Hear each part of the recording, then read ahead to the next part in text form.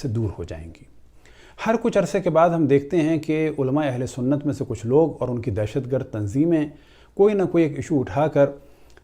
مذہب حق اہل بیت علیہم السلام کے خلاف کہیں نہ کہیں کوئی نہ کوئی فتنہ بازی کا کام انجام دیتی ہیں۔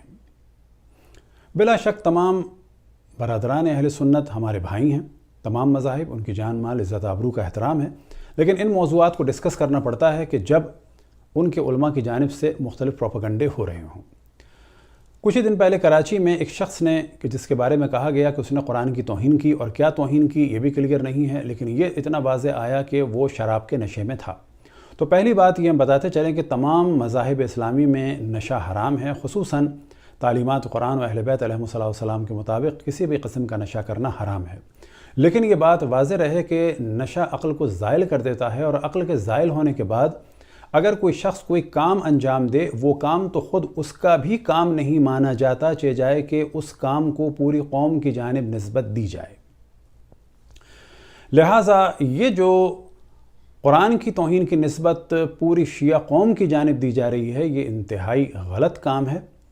اور اس سے پہلے کہ اس موضوع کو ہم آگے ڈسکس کریں تو ہم یہ بتاتے چلیں کہ اس وقت دنیا بھر میں جتنی بھی دہشت گرد تنظیمیں ہیں یہ اکثر اہل سنت کی ہیں، اور خصوصاً اس میں دیوبندی اسکول آف تھاٹ کی ہیں 90%، اور اس کے بعد باقی وہابیوں اور سلفیوں کی ہیں۔ اور ان لوگوں نے کیا شیعہ اور کیا سنی، اور سنیوں میں کیا دیوبندی، کیا بریلوی، کیا صوفی، اور کیا خود اپنے ہی مکتب فکر والوں کو نشانہ بنایا، حتیٰ مسجدوں میں۔ تو ہم سوال یہ کریں گے، اور ہمارے دیکھنے والے واقعاً اس قسم کی فوٹوز کو آگے بڑھائیں کہ جب مسجدوں میں انہوں نے دھماکے کیے تو کتنے قرآن جلے اور شہید ہوئے اور پارا پارا ہوئے، اور کتنے قرآن شہید ہونے والے کے خون سے کس طرح سے خون آلود ہوئے۔ تو کیا یہ کہا جا سکتا ہے کسی بھی دہشت گرد تنظیم کو کہ یہ قرآن کے خلاف ہیں؟ گو کہ ان کا عمل قرآن کے خلاف ہے، لیکن کیا تمام مفتیان اہل سنت اور خصوصاً مفتیان دیوبند کو کہا جا سکتا ہے کہ یہ قرآن کے خلاف ہیں؟ گو کہ ان کا عمل بہت ساری جگہ پر، ہم ہمیشہ نہیں کہتے، بہت ساری جگہ پر قرآن کے خلاف ہے۔ اب قرآن جلانا بلا شک غلط کام ہے، لیکن اس کو غلط بتایا ہے اہل بیت علیہم السلام نے، اور خصوصاً جو قرآن جلانے کا شور کر رہے ہیں ان کے بزرگوں نے تو قرآن جلائے ہیں، اور ان کے یہاں یہ چیز نارمل تھی۔ یہ جو قرآن کو دریا میں ڈالنے کا حکم ہے، یہ جو قرآن کو ادب کے ساتھ دفنانے کا حکم ہے، یہ تو اہل بیت علیہم السلام سے ملا ہے، ورنہ قرآن کو نیزوں پہ اٹھانا اور جلانا یہ تاریخ میں معمول رہا ہے۔ تو پہلے ایک موضوع ڈسکس کرتے ہیں کہ قرآن اللہ سبحانہ و تعالیٰ نے نازل فرمایا، وہی اس کی حفاظت فرمائے گا، اور یہ کہ اس قرآن کو رسول اللہ صلی اللہ علیہ وسلم نے بحکم خداوند تبارک و تعالیٰ جمع کیا۔ یہ بڑی عجیب بات ہے، کبھی رسول اللہ صلی اللہ علیہ وسلم کو ہذیان کی نسبت دی جاتی ہے، تو کبھی یہ کہا جاتا ہے کہ شیطان نے القاء کر دیا اور اپنے کلمات معاذ اللہ رسول اللہ کی زبان سے جاری کر دیے، اور ایک مشہور داستان ہے غرانیق کی، اس کو بیان کیا جاتا ہے۔ تو کبھی ان کو معاذ اللہ بالکل بے پڑھا اور بے لکھا کہا جاتا ہے۔ اور یہاں پر بھی سوال یہ پیدا ہوگا کہ اشرف الانبیاء فرما رہے ہیں کہ مجھے قلم و کرتاس دو، اور ان کے مقابلے میں کہا جا رہا ہے حسبنا کتاب اللہ، تو کتاب خدا کی معرفت رسول اللہ صلی اللہ علیہ وسلم کو زیادہ ہے یا دوسروں کو زیادہ ہے؟ رسول اللہ صلی اللہ علیہ وسلم کے بعد قرآن جمع کرنے کی بات کی جا رہی ہے، تو کیا قرآن کو جمع کرنے کی رسول اللہ صلی اللہ علیہ وسلم کو فکر نہیں تھی معاذ اللہ؟ تو ایک دلیل دیتے چلیں کہ جب روایات ہیں شیعہ اور سنی میں رسول اللہ صلی اللہ علیہ وسلم سے کہ قرآن کے مختلف سوروں کی تلاوت کا کیا ثواب ہے، تو اس سے پتہ چلتا ہے کہ قرآن کی صورتیں انہی آیات کے ساتھ رسول اللہ صلی اللہ علیہ وسلم کے دور میں موجود تھیں۔ لہذا یہ جھوٹی فضیلتیں بنانے کے لیے دوسروں کی یہ سارے موضوعات گڑے گئے کہ جو در حقیقت رسول اللہ صلی اللہ علیہ وسلم کی توہین کا سبب ہے، کہ معاذ اللہ انہیں قرآن کی فکر نہیں تھی، بعد والوں کو فکر تھی، انہیں اپنے بعد اسلام کی رہنمائی کی فکر نہیں تھی، کسی کو معین نہیں کیا، بعد والوں کو فکر تھی۔ تو یہ پورا ایک سلسلہ چل رہا تھا رسول اللہ صلی اللہ علیہ وسلم کو معاذ اللہ بہکی ہوئی باتوں کی نسبت دینے کا، جہالت کی نسبت دینے کا، شیطان کے ذریعے سے قرآن میں معاذ اللہ تحریف کے سلسلے کا، اور پھر بعد میں یہ بتانا کہ ان کی عقل معاذ اللہ اتنی نہیں تھی کہ قرآن جمع کریں، بعد والوں کو فکر ہوئی۔ اسی طریقے سے تاریخ کی فکر بھی رسول اللہ صلی اللہ علیہ وسلم کو نہیں تھی، سالوں کی فکر بھی اور کیلنڈر کی فکر بھی معاذ اللہ رسول اللہ صلی اللہ علیہ وسلم کو نہیں تھی، بعد والوں کی ہوئی۔ تو یہ ساری جھوٹی روایتیں ہیں۔ اب یہاں پر ہم بتاتے چلیں کہ حضرت عثمان نے قرآن جلوائے، اور صحیح بخاری میں اس کا ذکر ہے، اور یہ بھی بتاتے چلیں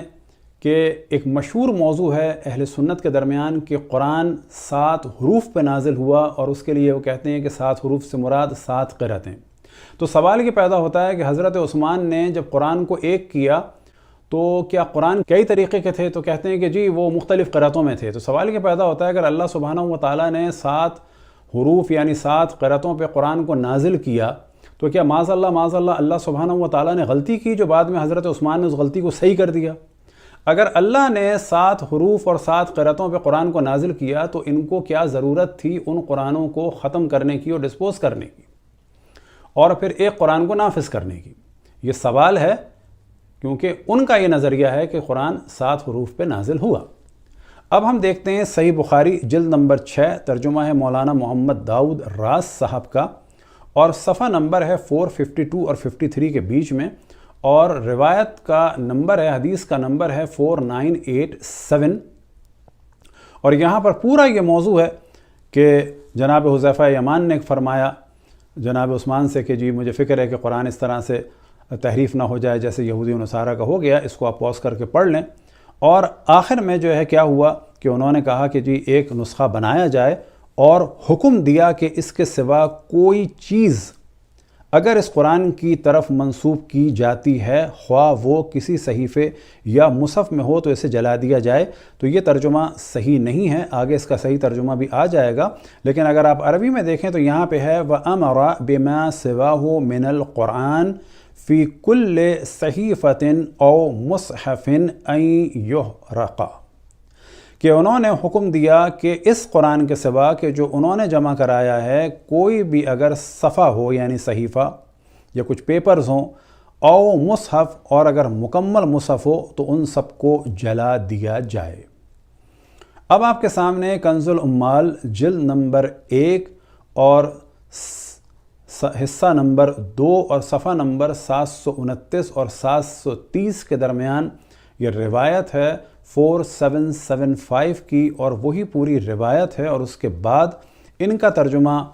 بہتر ہے اور صحیح ہے۔ وہاں پر صحیح بخاری میں کوشش کی گئی ہے کہ ترجمے کے ذریعے سے تھوڑا سا حضرت عثمان کا دفاع کیا جائے، اور یہاں پر موضوع کیا ہے، اور یہ بھی حکم دیا کہ اس کے علاوہ جو صحیفے یعنی کچھ پیپرز ہوں یا مکمل مصحف شریف جہاں ہو وہ جلا دیے جائیں۔ تو یہاں سے پتہ چلا کہ قرآن کو جلانے کی سنت حضرت عثمان سے شروع ہوئی۔